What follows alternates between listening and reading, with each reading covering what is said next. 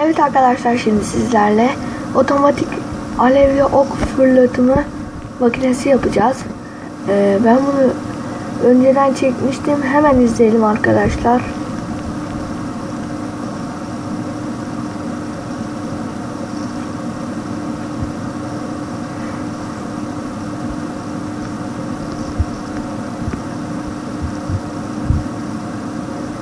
Hemen döneceğim arkadaşlar.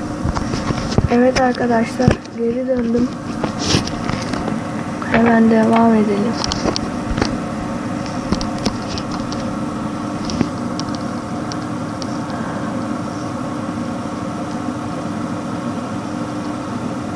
Arkadaşlar, yapımı kolay. Yani siz de videoda gördüğünüz gibi yapabilirsiniz benden yararlanarak. Bandicam'dan çekiyorum arkadaşlar.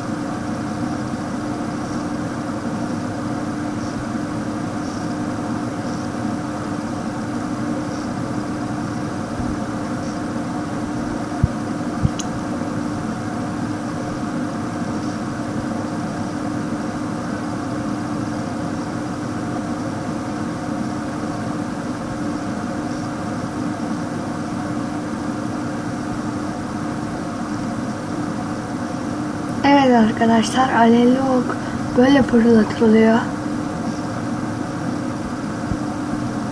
Evet arkadaşlar, beni izlediğiniz için teşekkür ederim. Abone olmayı ve like atmayı unutmayınız. Hoşça kalın, kendinize iyi bakın.